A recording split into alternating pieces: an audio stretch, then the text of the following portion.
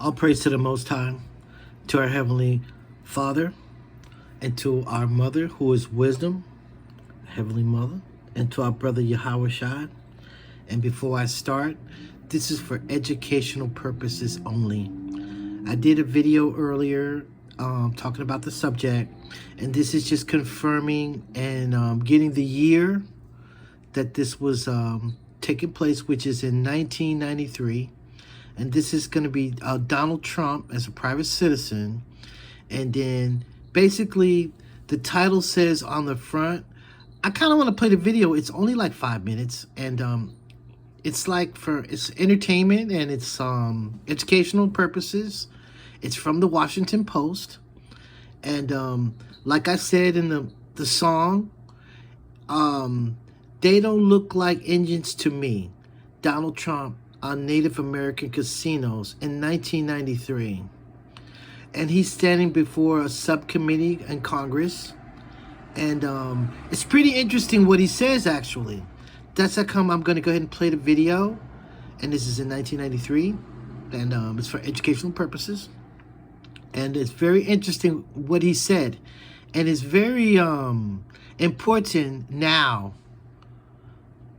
So we need to really pay attention and see what becomes of what he said. I wrote the song, and that's what he said, and that's how I got my inspiration and my idea from what he said. Yeah, he was on Soul Train and all that. He was this and that. But basically, when he said this in 1993, why did they refuse to look into it? So let's see how it goes. All praise to the Most High. Get started.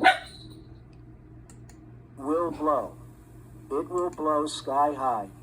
It will be the biggest scandal ever, or one of the biggest scandals since Al Capone in terms of organized crime. I believe that there's going to be a lot of embarrassed and a lot of red faces. But if you really listen, as people are saying, that there's no organized crime, that there's no money laundering, that there's no anything, and that an Indian chief is going to tell something else. Joey Killer to please get off his reservation is almost unbelievable to me. You have basically stated that the problem seems to be that the FBI doesn't have any people, or is that correct? Is the issue that you... No, I think it's far beyond that. I think that people have got paper bags over their faces and nobody's looking. Everybody, it seems to me, from even just a common sense standpoint, knows what's going on.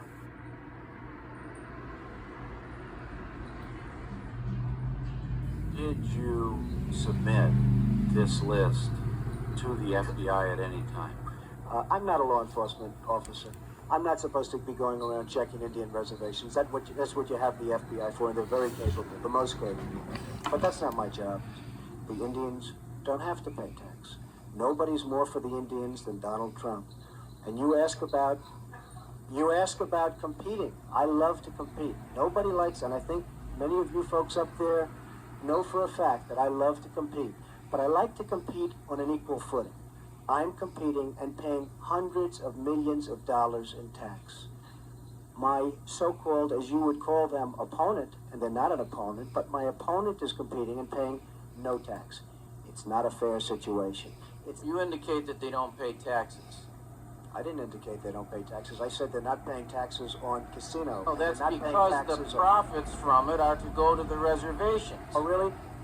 Despite of the FBI testimony that this is not a significant problem, Mr. Trump, in one sentence you say they are the most capable of agencies and that you're not a law enforcement expert, and then you tell us that you have superior knowledge to their knowledge about the extent of organized crime on Indian reservations. You've got a totally closed mind on the subject, sir. We could walk in here with the greatest proof in the history of the world, and frankly, your mind is so closed for whatever reason that I can't believe it. But you don't have if you really want to study this, yes. When you tell me that there are no FBI agents assigned to the Indian reservations, and yet you have tremendous numbers in Las Vegas and in Atlantic City, tremendous numbers. In fact, two of their largest places. I want to tell you something. You have a long way to go. And for whatever reason, you have a closed mind. I don't know why. Perhaps you could tell me. No, Mr. Trump, I have a closed mind against against evidence that is not substantiated. Oh, well. I have a closed mind against statements that are made about other people in general. You're going to be very embarrassed in 2 years, sir. You go on a radio show and you say, now some drunken Indians want to come down here and open a reservation. I didn't say that, sir. Quote it. I didn't say that. Who said that? Who said that? I'd like an apology right now because I didn't say that. Imus opened the broadcast, so, excuse me, Mr. Imus said that. Okay. Imus said Could I that. please have an apology? You can have an apology. Thank you, sir. And then you went on to this group discussing Indian blood. Did you see how he lied? People by whether they have Indian blood, whether they're qualified to run a Uh-oh. gaming casino or not. That probably is me, absolutely. Because I'll tell you what, if you look at some of the reservations that you've approved, you, sir, in your great wisdom have approved, I will tell you right now, they don't look like Indians to me. And they don't look like the Indians. Now, maybe we say politically correct or not politically correct. They don't look like Indians to me, and they don't look like Indians to Indians. And a lot of people are laughing at it, and you're telling how tough it is, how rough it is to get approved. But you go up to Connecticut, and you look. Now, they don't look like Indians to me, sir.